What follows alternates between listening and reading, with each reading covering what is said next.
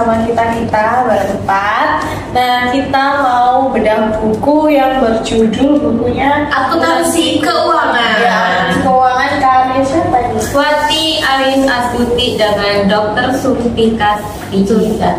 Oke, kali ini mau bahas tentang bab 10 persediaan. Oke, bab 10 persediaan. Silahkan dijelaskan sampai mau menjelaskan. Nah, persediaan ini merupakan salah satu aset yang paling penting bagi suatu entitas, baik bagi perusahaan retail, manufaktur, jasa, maupun entitas lainnya. Nah, secara umum persediaan merupakan barang dagang utama dalam perusahaan dagang. Persediaan termasuk dalam golongan aset lancar, perusahaan yang memiliki peran penting dalam menghasilkan laba perusahaan menurut PSAK nomor 14 revisi tahun 2014. Yang pertama, tersedia untuk dijual dalam kegiatan usaha biasa. Yang kedua, dalam proses produksi untuk penjualan tersebut. Tiga, dalam bentuk bahan atau perlengkapan untuk digunakan dalam proses produksi atau pemberian jasa. Nah, di sini juga ada klasifikasi persediaannya. Untuk klasifikasi persediaan yang pertama itu ada material persediaan bahan baku. Ini biasanya kalau di dunia kita sebagai retail yang menyediakan seputar alat mesin kasir. Nah, kita kan juga ngejualin tuh yang kayak bahan label, kertas, sampai-sampainya gitu kan. Nah, itu setauku emang dari vendornya kadang mencari yang sesuai bahan yang kita udah request. Misalkan label bahan UPN kayak gitu-gitu. Nah, yang kedua ada work in process, persediaan barang dalam proses. Dan yang terakhir adalah finishing good atau persediaan barang jadi. Kesimpulan dari yang merchandise persediaan ini bisa dibilang tuh kita menyediakan sesuatu barang yang udah siap jadi kita jual. Karena kalau misalkan kita mau menjualkan sesuatu tanpa adanya persediaan pasti juga bingung kan. Ya kasarnya apa yang mau kita jualin gitu. Nah, persediaan juga pastinya butuh banget waktu. Kenapa butuh waktu? Karena nggak mungkin tiba-tiba datang langsung jadi, kan pasti prosesnya apa dulu sebelum itu. Nah, kalau misalkan yang kita jualin kan biasanya ada barangnya yang nggak ready atau apa. Nah, itu juga masuk ke dalam persediaan. Oke nih, kita sediain, kita ada jual bisa dijualin barang ini. Nah, nanti para sales-salesnya kayak bikin iklan kayak kita jual ini gitu. Jadi dari yang hal persediaan itu bisa juga menguntungkan untuk sales apalagi perusahaan. Gitu. Terus kalau perusahaan mesin kasir kan, itu termasuk persediaan apa namanya? Yang terakhir persediaan barang jadi. Kita kan menjualnya udah jadi nih. Kan kita nggak mungkin ngerakit itu Printer atau mau rakit cash drawer gitu. Semua ya berarti bisa. Semua persediaannya ada. Yang selanjutnya itu pengukuran persediaan. Nah, pengukuran persediaan ini sesuai dengan PSAK 14 yang menyatakan itu berdasarkan biaya atau nilai realisasi neto mana yang lebih rendah. Yang pertama itu biasanya ada biaya persediaan yang merupakan biaya persediaan meliputi semua biaya pembelian, biaya konversi, dan biaya lain yang timbul dalam kondisi dan lokasi saat ini.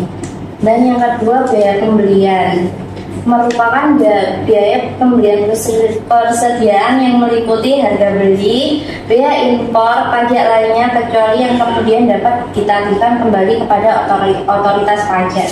Yang ketiga yaitu biaya konversi, merupakan biaya konversi yang timbul untuk memproduksi bahan baku menjadi barang jadi. Nah, yang keempat ini biaya lainnya merupakan biaya yang dapat dibebankan sebagai biaya persediaan yang timbul agar persediaan tersebut berada dalam kondisi dan lokasi saat ini. Mungkin biasanya ekspedisi ya. Ini aku mau menanggapi pengukuran persediaan. Kalau seingatku itu sama dengan kayak forecast sih. Ya forecasting. Jadi kalau misalkan udah disediain sesuai forecast, biasanya kalau emang itu barang lagi hype banget, pasti kan coba ditambahin lagi forecastnya biar bisa kita ngejualin jauh lebih banyak. Gitu. Nah kan sebelum ini kan si Mbak Ira kan udah di Jakarta, terus Mbak Walia kan memegang di Surabaya. Nah si Mbak Ira ini bentuk forecastnya di Jakarta itu kayak gimana? Itu maksudnya forecast apa nih? Persediaan Ya, barang yang buat dijual kan? Apakah dia selalu tepat atau kadang itu kurang gitu? Kalau selalu tepat sih kebetulan tepat banget. Tapi untuk beberapa mungkin barang seringkali minta dinaikin forecastnya, kayak coba ini forecastnya udah sesuai apa belum? Ternyata pasar tuh lagi rame banget gitu kan. Jadi sehingga kayak salesnya pasti request, Mbak kalau forecast barang yang ini bisa nggak dinaikin apa segala macam. Mungkin itu juga bisa jadi deal-dealan harga untuk ke vendor berikutnya, karena permintaan dari kita ini ada penambahan nih untuk disediain barang tersebut gitu. Kalau Mbak Walia nih, forecastnya gimana di Surabaya? Kalau di Surabaya Barat sih mungkin ya sama ya kayak Jakarta. Itu kan biasanya mungkin ada barang yang biasanya itu banyak belinya di perharinya, dan itu kayak benar-benar diinginkan sama pelanggan gitu, biasanya ditinggikan forecastnya gitu, tergantung salesnya juga. Nah cara untuk mengetahui forecastnya itu gimana, kayak mengira-ngira itu dilakukan apa biasanya?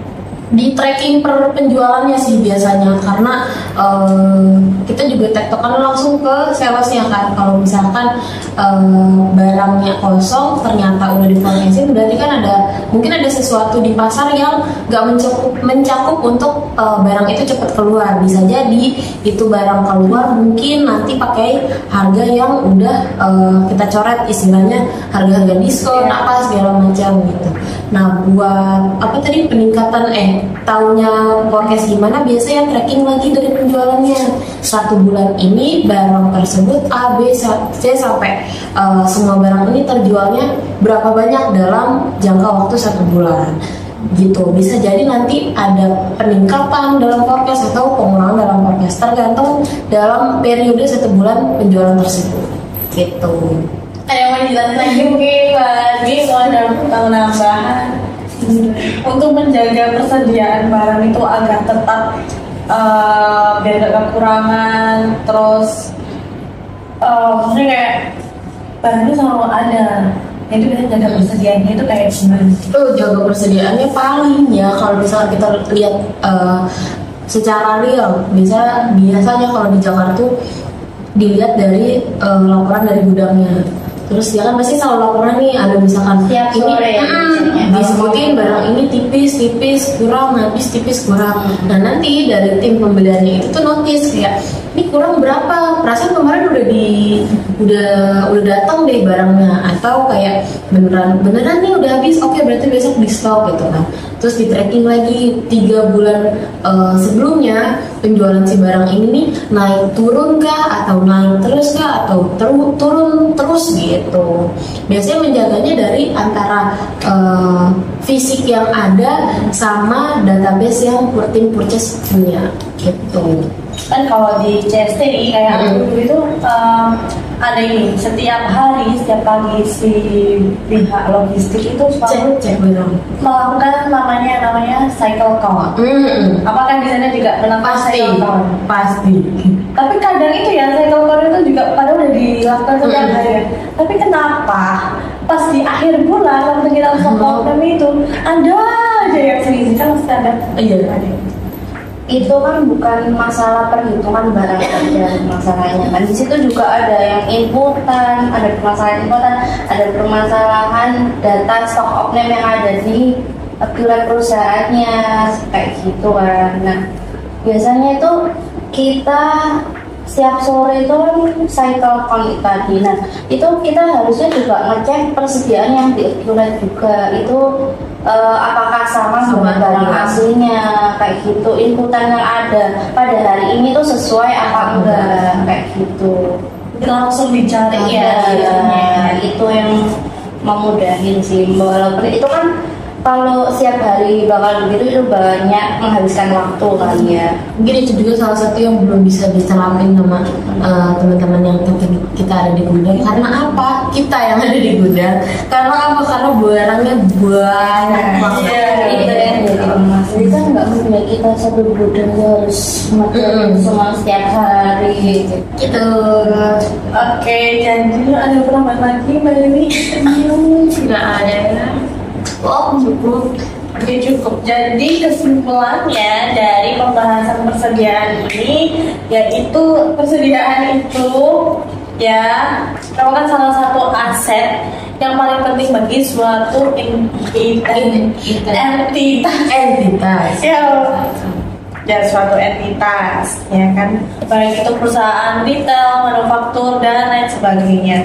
Dan persediaan itu dibagi menjadi 3, ada material, work in process, dan finish good atau persediaan barang jadi. Nah, kita ini perusahaan kita ini termasuk di yang persediaan barang jadi itu ya guys. Oke, sekian dari bedah buku kita kali ini, semoga bermanfaat dan sampai jumpa. Dadah.